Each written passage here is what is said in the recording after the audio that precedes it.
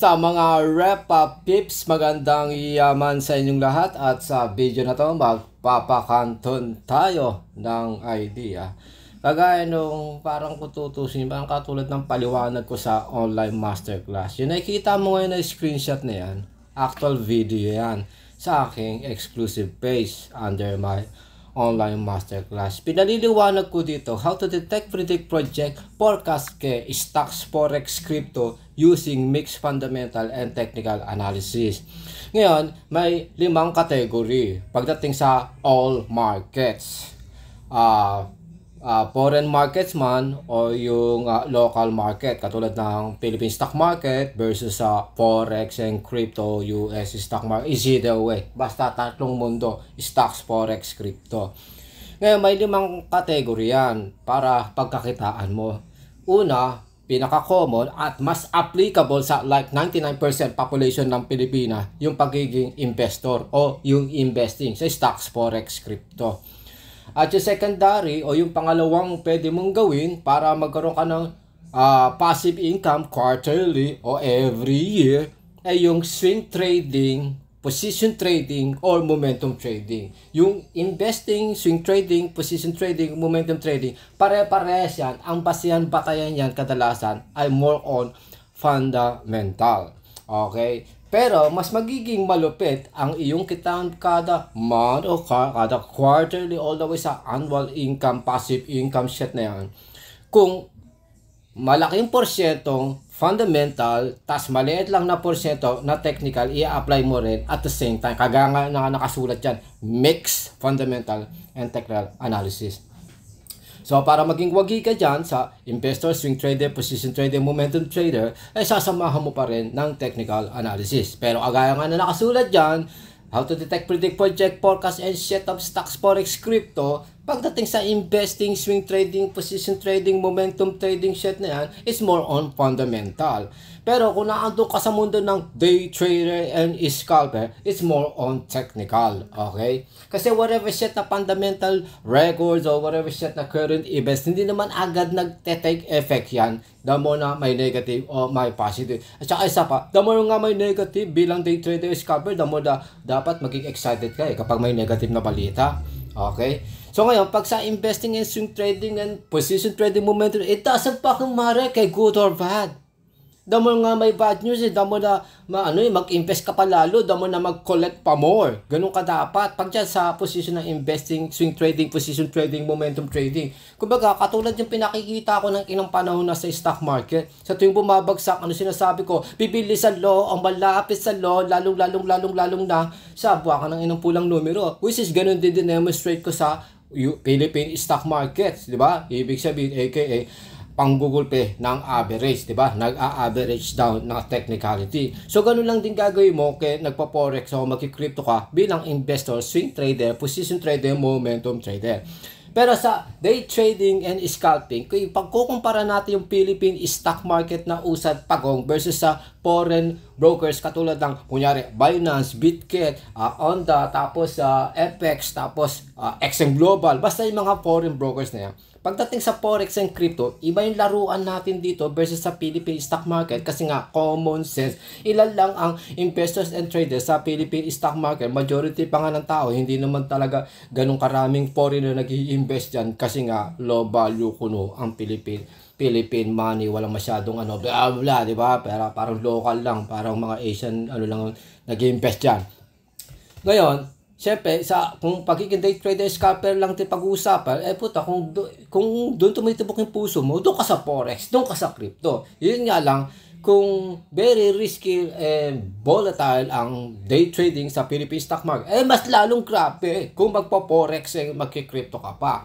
So ngayon, pag nagde-detect, predict, project, nag-a-analyze ka, aka backtesting, ilan sa mga kinakailangan mong maintindihan, lalo kung nagpipilipi stock market ka o nag-US stock market ka, kinakailangan mong maintindihan na kasi mga important things katulad ng anong klaseng business field o category yung binabanata mong stocks na pang Philippine stock market, pang USE stock market. Yung crypto binabanatan mo, saan nga ba nakapaloob na business field o category yan? Alamin mo yung whatever shit na mga threshold, katulad nangyari ng 52 weeks high, tapos whatever shit na measurement na standard measurement na MA20, blah blah blah. Ipagkumpara mo whatever shit na time frame, duration, o anumang klase mga panahon na yon, ibabalansin mo yung current versus past transaction, tapos gumamit ka ng basic common sense, 0.0000% ng iyong kokote ng kamote na yan, gumamit ka ng logic and psychology, mag-think inside and out of the box using the basic common sense, logic and psychology, mental shit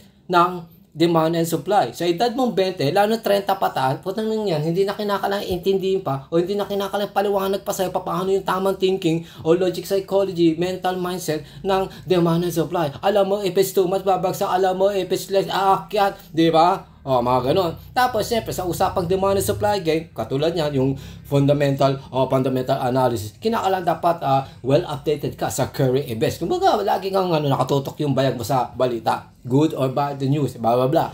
Diba? Katulad yan, may nakasulat yan. Bumabase ka sa weather, occasion, current events, global economic, blah blah blah. Ano nga ba yung potential na magkiklik, magbubong sa whatever shit na panahon? January to July, July to December, sa bear month, bull month, ghost month, Alex 11 month, kung gusto mo. Na-guess may ibig sabihin. So ngayon, ilan lang ito sa mga pinagpapaliwanag ko dito sa aking online masterclass. Ngayon, kung gusto mo matuto ng much deeper and much in-depth, ayun nga, Alex 11 online masterclass, hagilapin mo dito sa aking official financial Facebook page, Alex 11 Business Management Consultancy. Bahala ka na sa buhay mo kung paano ka mag-avail yan. Okay, i-message mo ko. Pero yun nga, kinakalaan, lahat ng gustong mag-avail ng Alex 11 online masterclass, dapat i-message mo na ako. At actually, dapat i-kinocall. Binibidya call niya dapat ako. Para nang malaman ko kung ganap ba kayong qualified na makapasok sa aking online masterclass. Kasi hindi naman totally guaranteed na may pang-instant pambayad ka sa tuition fee, Alex 11 online masterclass, may i-accept agad kita. No. Hindi ganun yon. Hindi ganun dito. Hindi para maging baka lang kayo na ginagatasan ng tuition fee. Hindi ganun yon. Okay? So, kinakalaan, i-message nyo muna ako. Hanggat maaari, makapag-video call nga tayo. Para maintindihan mo kung ano dapat iniisip mo, ano mo na dapat aalahanin mo, blah blah blah. Huwag ka basta pasok ng pasok lang. Ayoko nang papasok ka sa may masterclass ko tapos payayamanin mo lang ako ng tuition fee. Pumasok ka lang, gusto mo lang pumasok sa online masterclass ko kasi nahayok ka lang, kasi nadalaan ka lang ng emosyon, dahil sa whatever shit na demonstration ko dito. Dapat tunay mong natatanto kung ano talaga ang gusto mo. Kagaya ng nakikita natin dito na kesyo blah blah blah blah blah. At okay, nandito yung pala pinapalalan natin dito. Okay, yung yung group chat ng aking online masterclass, di ba? Yung group chat online masterclass. Habang teka, napunta tayo sa kung saan. Okay, so ngayon, sarado natin ito. So, na-guess nyo, kung gusto nyo pang matuto ng much wider and deeper, Alex 11 online masterclass ang pantantos doon. Yun nga lang, kinakalang i-message nyo, i-video call nyo ko para malaman natin kung ikaw ba'y well qualified na makapasok sa aking online masterclass.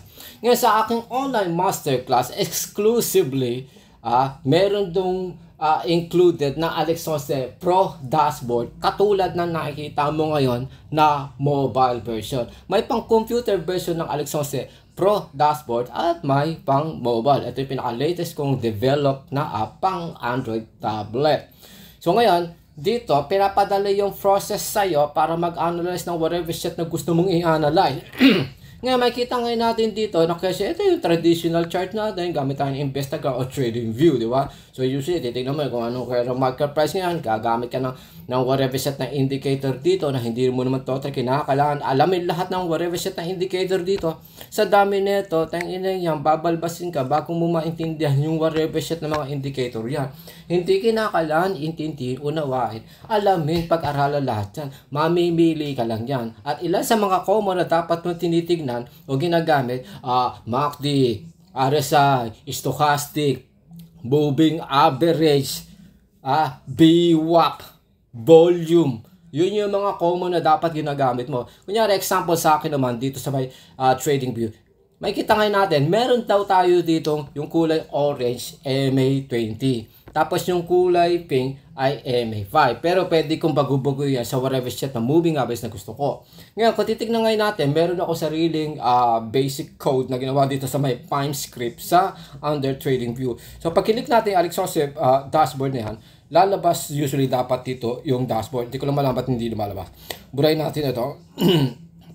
At ilagay natin Alex Joseph na dashboard. So, dapat lalabas niya yung dashboard na ang ginawa, which is yan. So, kada isang candlestick, kunyari 1 month, kinu-compute, calculate niya na agad ano ang potential fair value versus buy below the price, ano highest and lowest sa loob ng MA20 o isang buwan na transaction, ano average, ano yung potential support, ano yung potential resistance, blah blah blah blah blah, mga ganun, automatic. Pero usually pwede kong expand yan up to MA20. Binigyan ko lang kayo ng some kind of idea na nag-build in ako ng sarili kong calculator sa Pine script under trading view. Pero dito sa Alex Joseph Pro dashboard na pang mobile, iba yung mga kinakalamong intindihin. So ngayon, gagawin ngayon natin, sarado uli pala natin ito, sarado natin.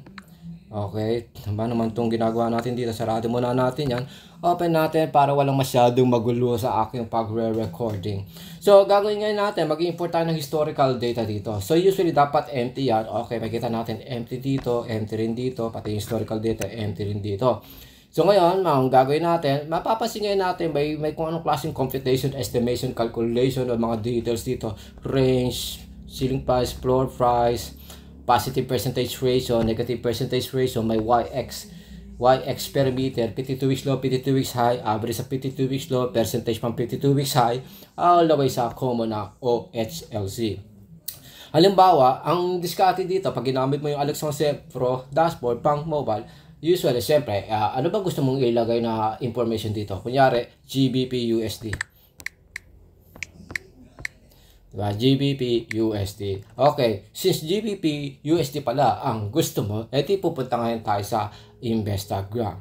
Pagdating sa Investogram, i-click natin yung historical data at mag-i-input tayo ng information. Kagaya ng ganito, i-input natin yung 52 weeks high para mag-auto-compute na siya later on. Pag nag-compute calculate na tayo dyan ng whatever set ng mga computation dyan o ano. Okay. At ilagay natin yung 52 weeks low. 1.2036.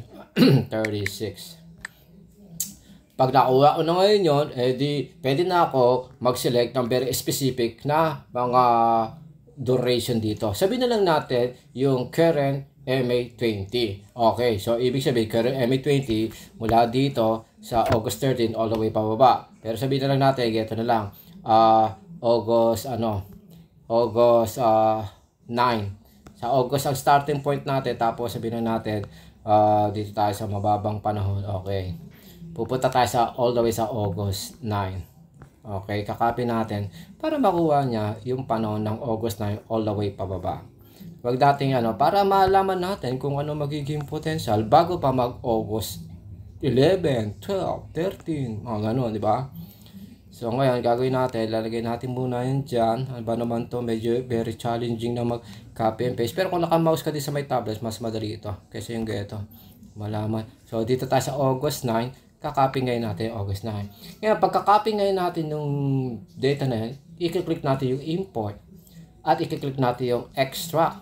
So may kita ngayon natin, may chart na kuno, tapos pero wala pang whatever set na computation dyan, i-click natin yung calculate. At i-click natin yung chart. At iyan. Makikita na natin yung sumatotal na itsura ng Alex Joseph Pro Dashboard mobile version Android tablet, which is meron tayong pang computer na exclusively lamang sa aking online masterclass. So paano nga ba binabasa ang Alex Joseph Pro Dashboard mo sa computer, lalo na dito sa may tablet ngayon o Android mobile version ng Alex Joseph Pro Dashboard? Una, mag-start tayo sa taas. Sinasabi daw dito ang naging momentum o yung trend direction nakikita sa may chart. Sa loob ng MA20, ito daw yung pinaka-highest. Yan, 1.13 base sa current market price. Sa loob ng MA20, ang pinaka-lowest daw na binagsakan, 1.26 65 base sa current market price o base sa loob ng MA20 na time frame o duration. At sa loob ng MA20, pinapakita dito kung magkano ang nagiging fluctuation. Katulad niya, pinapa-visualize sa'yo kung ano nagiging fluctuation ng differences or ranges. Habang meron tayo dito percentage from 52 weeks high, whatever set na kinakailangan, i-double check pa natin yan. At syempre, meron tayong BWAC, Volume Weighted Average Price. Kapag dinouble click ko dito, lalaki yan. So, dapat ito yung MA5, MA10, MA15, MA20 na dapat may label yan. Hindi ko lang nalalagay sa ngayon. Pag dinouble click natin dito, edi lalaki yan. At ito naman, ito yung high and low. Yung green, high, tapos yung pink ay low. Double click natin para magkaroon ka ng idea, visualization na keso ang momentum ng highs and low ay pabagsak. At dito naman, yung nagsisilbing ranges mula MA1 all the way sa MA20, gaano kadalas ang mangyari ang paminsan-minsan. Na-guess nyo? Which is dyan mo kino-compute, calculate, ini-estima kung ano potential na magiging movement na kung saan may pinapaliwanag na kasi ito lang din yan, price frequency blah blah blah. So ito naman, pag di-double click natin ito, lalabas dito yung mga closing value per MA1 hanggang MA20. So yung mga point na yan, ito yung mga value, makikita natin kung paano siya nagpa-fluctuate. So ngayon, meron ka ng visualization tungkol sa tinuturo ko sa may Alex Sonce online masterclass, yung sa may price frequency. Madali mo nang makikita, is either manually tinuturo paano kunukuha yung price frequency, at meron din automatic na sinasabi na sa iyo ang price frequency, SMA, WMA, EMA, na andito na yung mga value. Habang yung in-import natin data, ito yun, historical data na andito na. Diba? Nandiyan yung date, nandiyan yung OSLC. Okay? Ngayon, siyempre dito para mag-analyze ka, mag-detect, predict, project ka, yun ang gagamitin mo. Pag kinlik mo yung trading view dito, malalaki yan. Okay? Pag kinlik mo dito yung sidebar, ma-enhance siya, magma-maximize, tapos babalik sa normal. Tapos pag dito naman, pwede mong, pag naka-expand ka, ganyan yan. Ngayon, pag bumalik ka dito, pag pinitin mo yung sidebar, pinitin mo yung trading view, minimize, maximize na button yan. Pag pinindot mo naman Instagram na button, para kumuha ka nga ng historical data. Pag dito naman, pag Forex, pag gusto mong Forex i-import, di Forex. Pag crypto, katulad ng BTC, ito pipindutin mo para mag-import ng data. Ngayon, dito pinapakita ilan yung talo, ilang panalo sa loob ng MA20. Magkano total gain, total loss, average gain, average loss, blah blah blah. Which is ito, na kung saan kinakailangan i-update ko pa. Sinasabi na agad sa iyo ang total fluctuation ay 348. Tapos sa loob ng current market price nasa 255 na lang. Tapos yung mga success rate ratio sa tuwing kung magba-bounce back yan sa whatever set na total depreciation, sinasabi na 25 all the way sa 100%.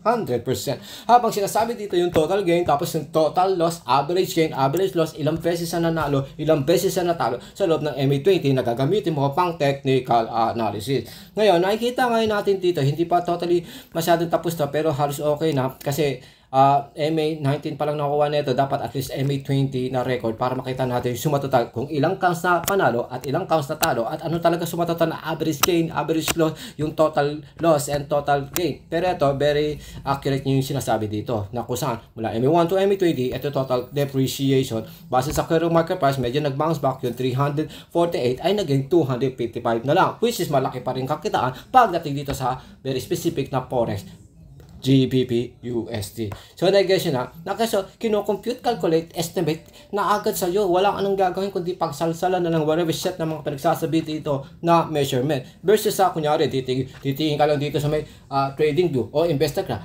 maghuhula-hula ka. Samantalang ito, meron na nakasambula sa pagmumukha mo kung ano dapat mong iisipin. Di ba? Sa madaling salita, ganito. Pag pinindot natin yung panel, lalabas na agad kung bullish o bearish bukas. Dito ako mag-i-set.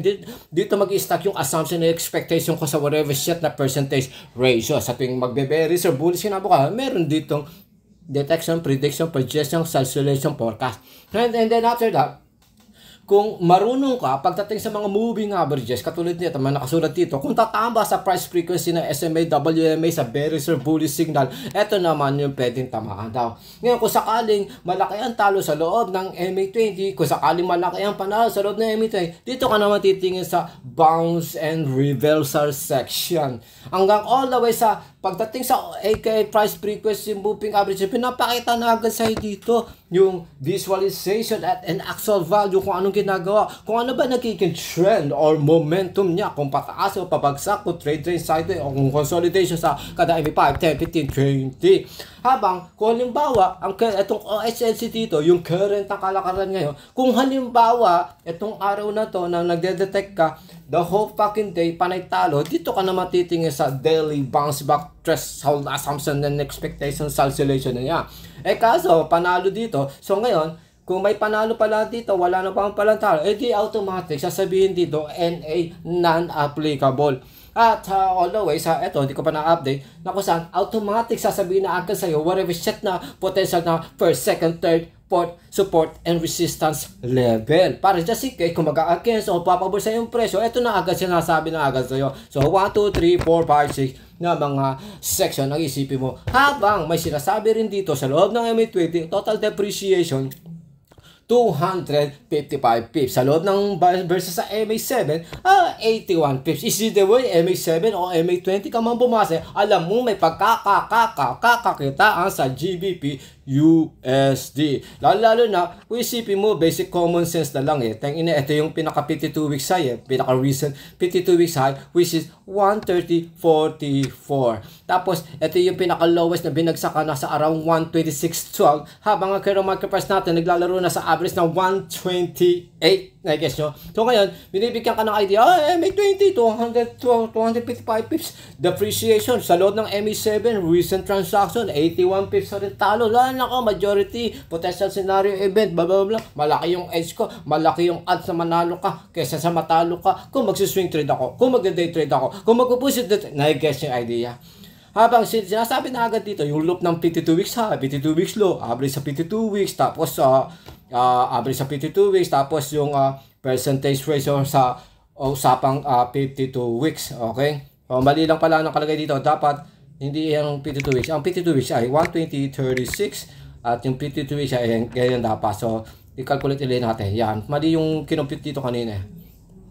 So, ito, tama na. 52 weeks high, 1.3044. 52 weeks low, 120.63. Tapos, yung percentage ratio, negative 2%. So, base sa nakikita ngayon natin dito, may sinasabi dito itong YX parameter. Na kung saan itong YX parameter na to ay nag-consider primary support and resistance level. Kapag nawasak yung Y o pag nawasak yung X, may heads up na sa'yo kung ano nga talaga o parang yun pang confirmation mo. Kaya importante, may nakaloop dito na YX parameter, positive and negative percentage ratio, pati yung tungkol sa measurement ng 52 weeks. Napaka-importante kaya naandito yan. Pero pwede natin makita yung the rest na information dito. So sa everyday, ito iisipin mo, habang ito yung daily forecast niyan. Kung magiging bearish, magiging bullish. Katulad niyan, tinignan natin na keso, ang record na nilagay natin dito, August 9. I-versus ngayon natin yung current na kalakaran ngayon, matapos ng August 9, which is makikita natin, ito yung panahon ng August 9, itong candlestick na yan. Versus yung current market price ngayon, naglalaro na sa 1.28. Sa August 9, 127.26 ang pinaka-lowest, 127.30, 127.73 pinaka-highest. Pero dito ngayon, sa August 13, 2024, ang pinaka-highest, 128.12 na. Ang pinaka-lowest, 127.57. I-versus ngayon natin, dito may Alexander Pro Dashboard, August 9 yung historical data na kinuha natin, may detection prediction projection, kung bullish signal daw, 127 to 127.78, 25%, ang 100%, 128.33. Kung tatama ng SMA, WMA, EMA, sa SMA, 127.86. Base sa current market price, kaya puta, 128 na kung tutusin, di ba? O sa pool na ito, kung matatama. Pag nag-WMA daw, 128.24 versus sa pinaka-highest na na-record dito, 128.12. Oh, konti lang difference. Ngayon, kung mag-EMA, which hindi mo masyado i-assume expect, 128.92, which is 129. Okay? Ngayon, pero base sa bearish and bullish signal, sinasabi daw dito na keso sa bearish 126.85. Kaso mula dito sa current market price ng August 9 papunta sa may bearish dito 127 ito, 126 ito o below 127. Pero ang bullish above 128, which is ganun din na nangyari dito, above 128 yung current na kalakaran dito.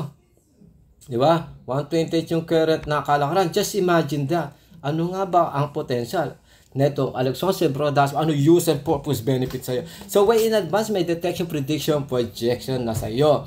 Habang sa ito na nga, kinukompute na nga sa'yo kung mag-bounce back, kung magre-reversal sa usapang MA20 o MA7, meron ng pinapakita sa'yo dito. Katulad yan, sa MA20 man o MA7, sinasabi kung mag-bounce back ng 25%, yung market price na netong August 9 ay papalo sa 128.23. Versus ngayon natin, August 9 na to, yung presyo na to, yung OHLC na yan, habang August 13 naman na to, last candlestick, 128.12.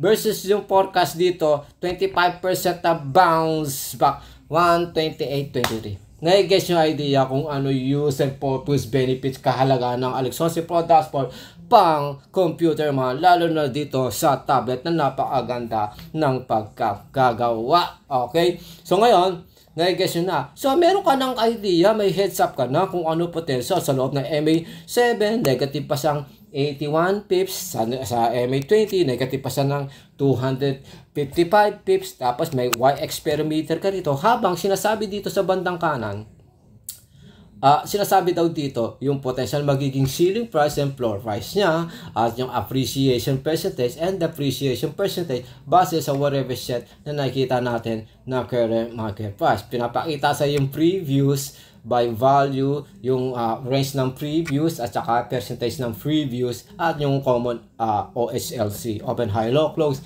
At nandito na yung YX perimeter natin na na-heads up sa'yo. Kapag nawasak ito, pag nawasak yan, ganito mangyayari, blah blah, kagaya siya sabi dito sa main panel, daily protection, prediction, projection sheet na nakikita na babasa mo doon.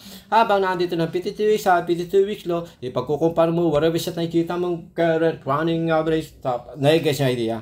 So ngayon, kung gusto mo maintindihan pa ng gusto ito, kung gusto mo mas matuto pa ng mas malalim tungkol sa whatever shit na nakikita mo na calculation, computation, estimation dito at kung ano mga pinagsasabi ko rito, yun nga, come and join my fucking online masterclass na kung saan, yun nga, kinakailangan i-message, i-call, i-video call mo muna ako para malaman natin kung ikaw ay well qualified na makapasok sa aking one-of-a-kind online masterclass. Ngayon, dito sa may Alexonse Pro Dashboard, bukod sa may early detection, prediction, projection, isa mo mag-forecast, isa mo gaming Alexonse Pro Dashboard, ay nandito na rin yung mga exclusive na Alexonse calculator, mga Alexonse Repa Pips calculator. Magsimula tayo sa may average down calculator.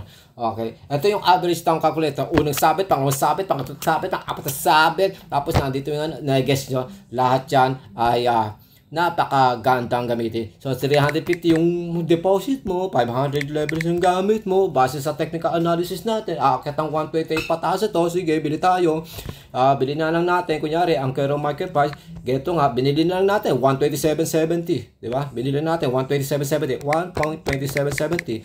Base sa technical analysis nung nakalagay sa may Pro Dashboard, pwede daw sa may bounce back and reversal scenario is either from 25 to 50% lang tayo mag-assume expect 128.23, 128.86. Sabihin na natin 128.50 lang tayo, 128.50, 128. You see the way sa 128 yan, maganda-ganda nakita mo, di ba? Di ba? Mga ganon. So ngayon, i-ano natin, okay, nabili natin sa 1.28. And then 128, 127, 80 na lang, sabihin na natin, kahit sabihin na natin around ano pa lang dito, 60. Sabihin natin, nabili natin ganyan, bili tayo ng 10 lot, at syempre, kunyari, puhunan mo lang ay $150. Tapos gumagamit ka ng 500 leverage. So ginagawa mo ngayon dito, position trading, momentum trading. So ngayon, pumisisyon ka lang, tapos yun nga, base sa current market price ngayon, umabot ng 128.12, sabihin na lang natin 128.10. So, pag kinalculate ngayon natin yan, yan, meron ka ng temporary $38. What if, kung saktong 128.50 na? Diba? 120, sa 128.10 pala, ito yung kita natin. Temporary gain ay nasa around $30. Kapag nag 128.50 na, lalo na papuntang 120, sabi na 128.50 na lang, ito na ang magiging temporary gain mo o magiging gain mo, $70. Habang po na mo $150 lang, habang ang leverage na gamit mo ay 500 leverage. So, unang sabit, pangalawang sabit, pangatlong sabit. Sabihin na lang natin, pagkabili mo ng 127.80, bumagsak ulit ng 1.2760. O di bili mo 1.2760 kunyari, bumagsak. O bili mo ulit, 10 lot ulit. So, pag kinumpit ngayon natin, kunyari, biglang nag-bounce back naman ito ng 127.05 na, 127, 128.07.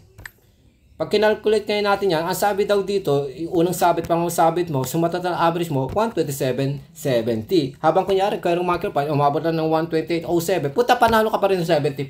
Yes, yan yung average ng calculator, Repapips calculator, under o naka-built in sa Alexonse Pro Dashboard.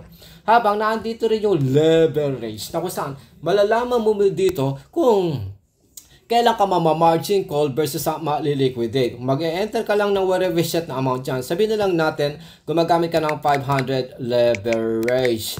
Habang halimbawa, palagong pepot lang kapital mo, $100. Habang ang binanata mo per lot ay 1.27, sabihin natin, yung kayong market, 127.60. Pag kinalculate ngayon natin yan, pinapakita na agad sa'yo, ilang lot size lang dapat ang dapat mong binibili base sa account type na meron ka.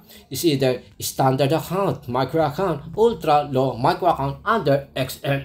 XM, anak ng puta, tagal mo pakanto ko dyan, di pa nakakuha, anak ng puta.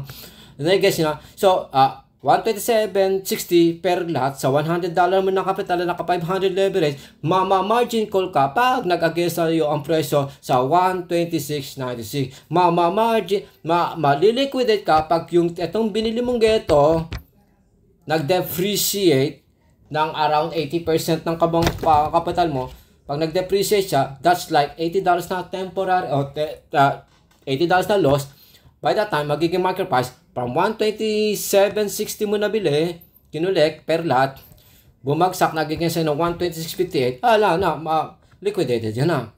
Base sa pagkakabili mo ng 127.60 na naka 500 leverage, pag nag-against sa'yo ng around 50% mula sa pagkaano, ito, mama-margin call ka from 127.59 yung market price, pag bumagsak, nag-against siya, naging 126.96, margin call. Pero hindi ka pa total talo dyan o hindi ka pa total sunod. Masusunod ka pa lang kapag tinamahan ka ng liquidation. Pag tinamahan ka mismo ng Lintec. So, nag-guess nyo, napaka-beneficial ng Alexonse Pro Dashboard na may naka-built-in ng Alexonse Repapips calculator.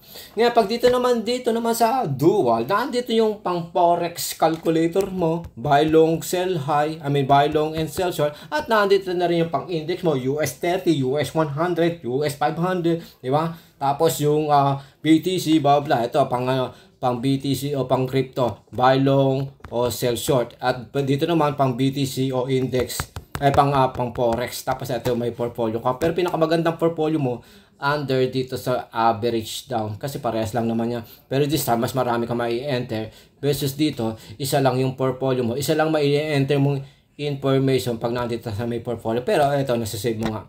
So, na-guess yung idea. Ngayon, siyempre, kung may leverage calculator, edi may ledger calculator. Na kung saan, kunyari, kung mananalo ka lang ng around $70 per day, tapos 56 pesos per dollar na conversion, sinasabi agad sa'yo dito na, which is baliktad lang pagkakalagay ko rito, ang daily mong income ay $70, weekly mong magiging income $350, ang monthly mong magiging income $1,400. That's like 100% na success rate. Ito yung pang day, week, month, 100% na success rate to. 75, 50%, 25%. Sa loob ng isang buwan, ang 100% na success rate po, 78,400. 75% ay 60,480. Sa 50% na success rate, 39,000 pesos sa loob ng isang buwan. Ang 25% pinakakulirat na success rate mo sa loob ng isang buwan ay 20,000 pesos. So, ibig sabihin, ito, i-divide mo by 4 yung 70, magkano lang kinakailangan mong kitain per day para panalunin yung 20,000 per month. Okay, 25% na success rate yun mga Repa Pips. Sinasabi daw dito, teka, mali to.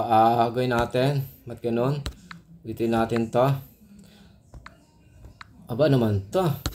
Okay, ulitin natin. Kasi na yung Repa Pips, natin, Pro Dashboard. Sinasabi daw dito, kung mananalo ka ng per day na $70, 56 pesos per dollar. Ang 100% na success rate sa loob ng isang buwan, $78. Sabihin na lang natin, siyempre, 100% yan, hindi ganun kagaling yung kamay mo. 75%, $60,000. 50%, 39,000 pesos pala. Pag sa 100% na success rate na, tinamaan mo na lang kunyari, ang 25%, which is 20,000 pesos. Sipin mo, pinakamaliit na success rate yan. Base yan sa nag-aim ka na sana manalo ka ng $70 per day. Sabihin na lang natin, $50 per day. Sabihin na natin, $50 na lang per day. Sinasabi agad sa'yo, ang per day mo, $50, 100% na success rate. Per week, $250, 100% na success rate. Per month, 1,100% success rate. That's 56,000 pesos. What if tanga bobo kang ang trader o investor, swing trader, position trader, momentum trader o investor? Sabihin na lang natin, pinakakulelat na lang naging success rate mo, yung 25%, which is may 14,000 ka pare. Sige, 14,000 12 month, anak ng putang, laki nakikita mo sa loob. 12 month, 168,000. Walang kung sino tangang bankong magbibigay sa'yo ng ganyang klaseng interest. Wala rin kung anong klaseng mutual fund na pwede magbibigay sa'yo ng interest na ganyan. Nag-guess nyo? So ngayon, sa loob ng isang taon, potentially daw, balik na lang pagkakalagay dito, sa loob ng isang taon, potentially, nasa $500,000 may get ang magiging yaman mo kahit nasa around $50 lang ang ini-aim mong pagkakakitaan per day. Manalo ka lang ng per day ng $50 ng very consistent sa loob ng isang taon, that's 56,000 monthly, that's 672 within a year. Tapos, within 5 years, which is balik ka pagkakalagay natin, within 5 years, milyonaryo ka na, 3.3. Diba? Sa $50 pa lang. What if, kung naging $100 per day yan? Punong ng kamputa, isang taon lang, 1.3 na ang halaga mo. Tanga ka ba niyan? Bobo ka ba niyan? Hindi ka pa totally maging biyasa o professional expertong level at day trader. All you have to do is just make at least up to $100 per fucking day. Is either yung $100 na yun, pwede mangyari yan within 1 to 2 trade lang. Na hindi mo kinakailangan totally magbabad ng baga yan para manalo ng ganyan. Lalo na kung maganda yung capital mo. Kunyari, starting point ng capital mo, $5,000, $10,000, o kaya $2,000. O kaya $1,000. Hindi imposible na kitain per day ang $100. Kagaya ng mga demonstration ko, pambobo to, pang tangkita, mga pang palagong pepot lang na capital, pinapakita ko dito. Mananalo man ako, o matatalo, o nananalo na talo, pinapakita ko dito sa YouTube, wala na sa Facebook, remember, di ba? Daming buzz and hate and everything, pero hindi naman nila kayang i-demonstrate yun. Ipakita yan sa online, kaya panalo or talo ka. So, guys, ang ganda nito, Alex 11 Repa Pips Calculator, naka-built-in na sa Alex 11 Pro Dashboard na pang mobile. Na ngayon na kung saan, ito nga, yung pang computer, meron tayong version pang computer na to. Yun nga, makita natin na included sa Alex 11 Online Masterclass. Ito, kumbaga personal ko ito. Pero pwede rin gamitin ng mga estudyante ko sa may masterclass. Yun nga lang, ano yan, additional. Yan kasi ang pute. Nagpuyat tayo dito, nagbulit tayo ng kilay, everything bago matapos ito. Diba? Pero yung Alex 11 Pro Dashboard, talagang dinedicate ko na included dyan sa Alex 11 Online Masterclass, yung Pro Dashboard na pang computer, para nga ma-enhance, improve sila, magamit nila, para maintindihan nila paano ina-apply, implement yung whatever set na tinuturo ko sa Online Masterclass. Para hindi parang mamatay kang sa maling akala na, day trading ako lagi, scalping lagi ako lagi. Hindi, dapat naintindi mo, nasaan ka ba doon sa investing, swing trading, day trading, scalping, position trading, momentum trading, dapat self-awareness is a fucking must. Sa negosyo na, kung gusto nyo matuto ng whatever shit na kagaguhan narinig mo rito at nakita mo rito, come and join my fucking online masterclass dito sa aking official financial Facebook page. Alex Once, Business Management Consultancy. I-message mo ako, video call mo ako, nang sa ganun malaman natin kung ikaw ba ay well qualified na makapasok sa aking Alex Once Online Masterclass.